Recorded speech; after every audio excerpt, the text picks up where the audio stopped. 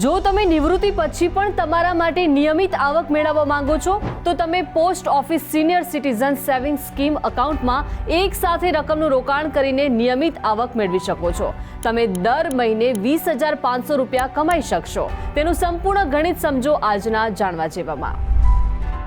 નમસ્કાર, હું છું Deepika. Post office senior citizen saving scheme account તમે માત્ર 1,000 રૂપિયામાં ખોલી શકો છો। આ યોજના પર 8.2% વાર્ષિક વ્યાજ આપવામાં આવી રહ્યું છે। આ યોજનામાં તમે વધુમાં વધુ 30 લાખ રૂપિયાનું રોકાણ કરી શકો છો। દર 3 મહિને વ્યાજ તમારા ખાતામાં જમા થશે।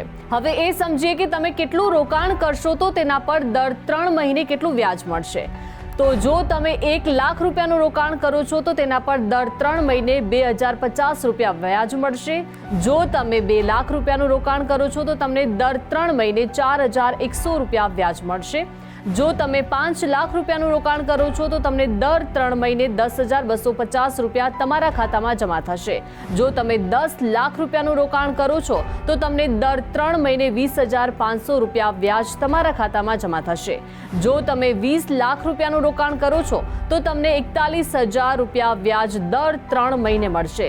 જો તમે 30 લાખ રૂપિયાનું રોકાણ કરો છો તો તમને દર 3 મહિને 61,500 રૂપિયા વ્યાજ મળશે। આ યોજનાની પાકતી મુદત 5 વર્ષ છે, એટલે કે તમારે આ યોજનામાં 5 વર્ષ માટે રોકાણ કરવું પડશે। જો કે તમે 5 વર્ષ પહેલા પણ ખાતું બંધ કરી શકો છો, પરંતુ આમ કરવા બદલ તમને દંડ ચૂકવવો પડશે। આ ઉપરાંત વ્યાજના પૈસા તમારા ખાતામાં જમા થશે।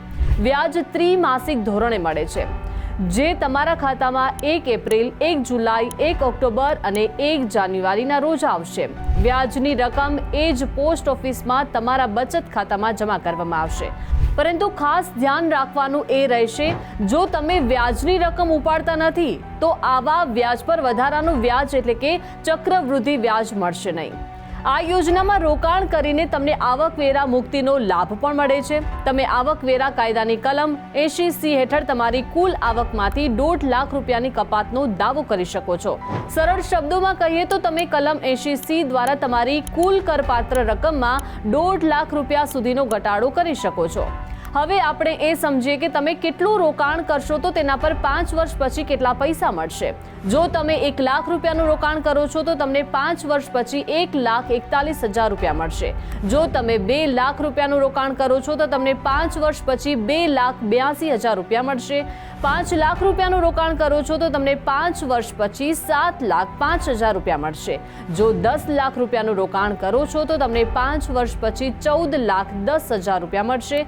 જો તમે 20 લાખ રૂપિયાનું રોકાણ કરો છો તો 28,20,000 રૂપિયા તમને 5 વર્ષ પછી મળશે।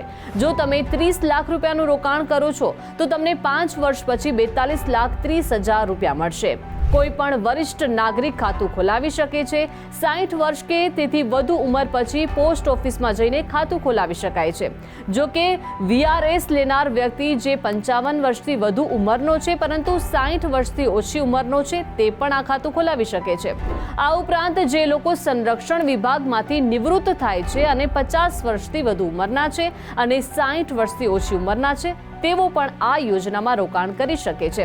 જો કે આ સ્થિતિમાં રોકાણ નિવૃત્તિના 1 મહિનાની અંદર કરવું પડશે। તો આવી જ માહિતી માટે આપ જોડાયેલા રહો ગુજરાત ફર્સ્ટ સાથે।